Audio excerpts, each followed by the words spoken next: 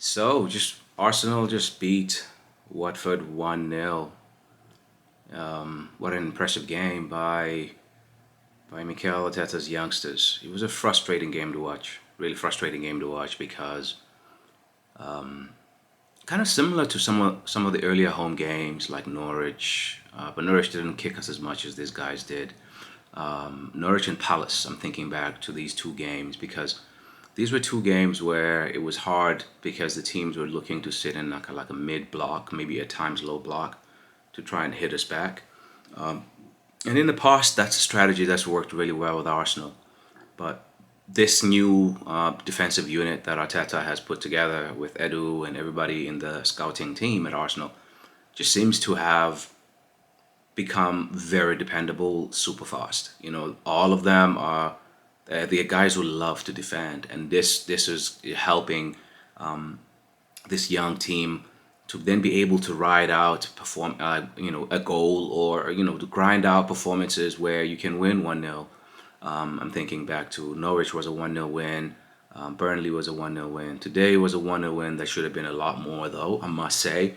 But Aubameyang was just having one of those days. I'll get to Aubameyang just now. So I just wanted to start that, like that. The foundation of this team is really starting to shine through, and now it makes a lot more sense to maybe other people who had been doubting why so much money was spent in defense, and why other positions were not fixed. If you think about it, it makes a lot of sense because Arsenal last year and the last seasons before that have been very top heavy, very, very top heavy. A lot of talent up front, but relying on David Luiz in the back, who wasn't terrible last year, but like he had moments, where you couldn't a lot of the time rely on him to help you put pressure on the opponents in their half. And people like Saar could probably have had quite a nice day with Bellerin, and KT's replacement would have been who else last year?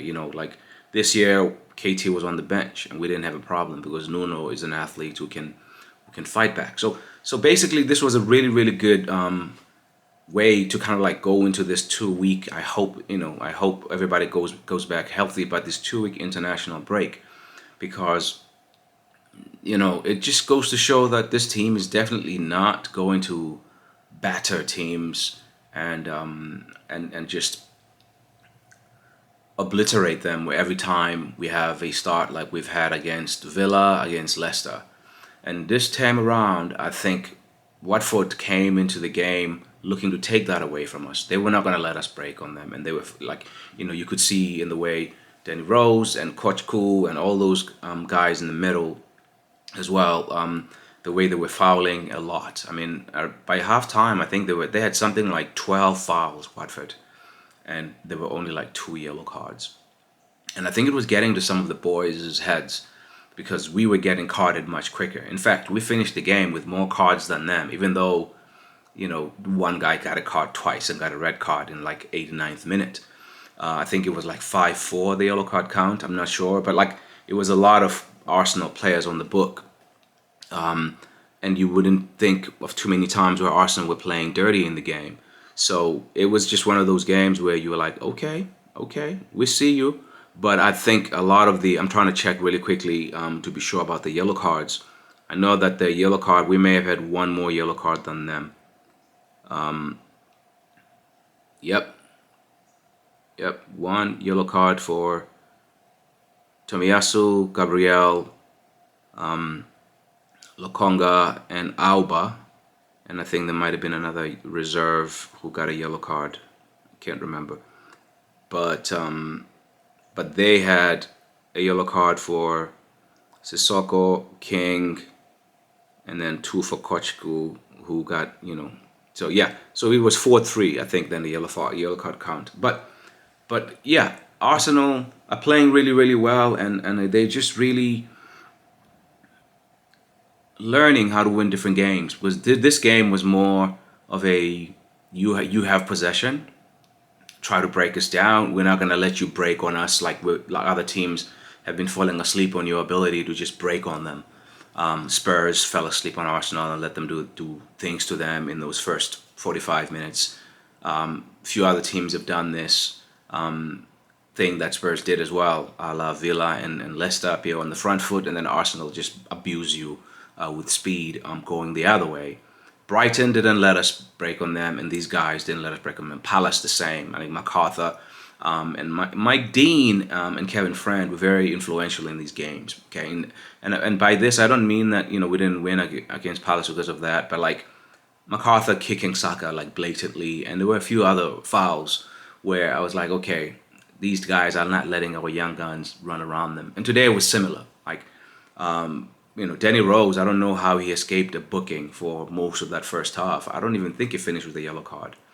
And he had fouled so many times. Lacazette for the penalty, and then Lacazette again on the right side was fouled by him, and both times in that first period of the game. But the guy I want to shout out today, I mean, Ben White, definitely, and Gabriel. I mean, the defense won us this game, I will say, because we started to drop deeper and deeper in that last 25 minutes or so. Once we got the goal, especially, like it just, I don't know why Arsenal keep doing this. And at some point, these games are not going to go for you. Like, what Ramsdale did at the end may actually end up going in, like with King or a different striker. So we do need to be watchful for things like that, like killing games off. And then in different games where, we played with a 1-0 lead and didn't kill a game off. We've been lucky in this run, and luck goes both ways in football. You earn your luck, and I don't think Arsenal didn't deserve to win this game. They did. But I'm just saying we were lucky that Watford didn't convert any chance that they had, which was not many. But let's not kid around here. Arsenal have done the same thing. For example, against Leicester, we scored from our first 5 chances in the first 23 minutes. 4 were on target, and we were 2-0 up. And then after that, we didn't create. So teams can do what we do too, like score with minimal possession. In fact, I would argue and to say Arsenal were more comfortable against Leicester. It felt comfortable as a fan watching the game against Leicester, even though we had 35% possession in that game, than it felt today, where we had 70% possession in most of the first half, and I think we finished possession stat at like 60-40 for the entire game. We had most of the ball, but it felt very uncomfortable, kind of like very stop, start. It felt like American football at times because of how physical it was and how the referee was allowing it to be that physical. So yeah, I like the defenders, but like my guy that I want to shout out in this game is Ainsley Maitland-Niles. I really, really couldn't be prouder of this kid and how he's blended into the squad after a very rough end of transfer business day. Been playing, but he hasn't played a lot of minutes from the start, especially in the Premier League. He's been playing the cup games, and he's done well. He did well in the game against Leeds, especially. But it's good to see him in Sunby because, like many Arsenal fans, I've also been questioning, what happens then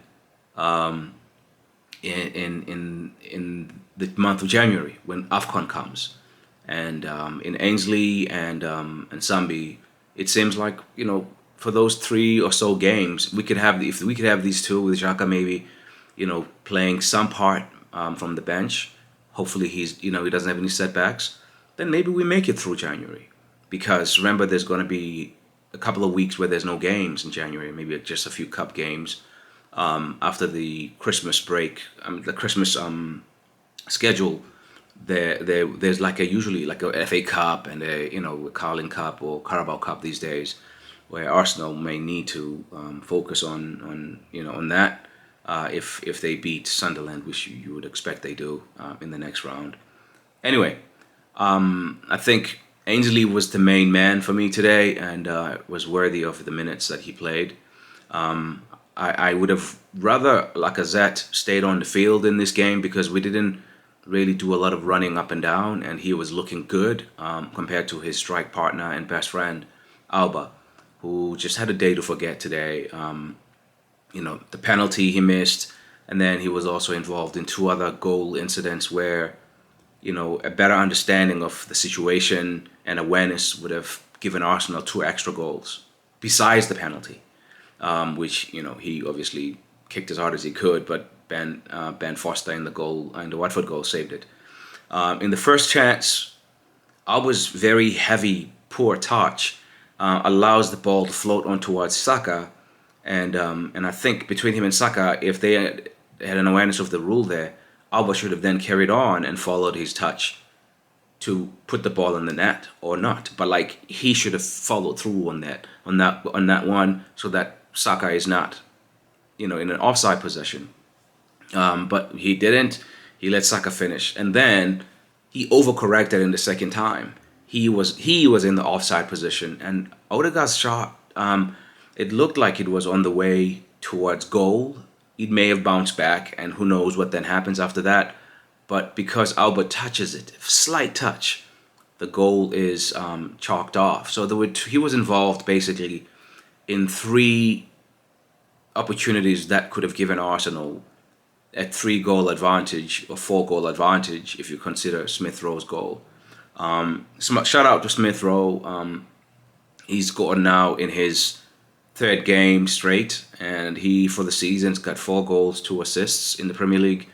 Kudos to him. And Bukayo, not bad, but he definitely looks like somebody who could benefit from some shorter games, like maybe playing off the bench a few times if Arteta starts trusting Pepe or another player to play out on the right. But he's done well, Saka. He's done well. He hasn't hurt the team, but he's definitely looking like a player who doesn't need to be playing 80 to 90 minutes every game for sure.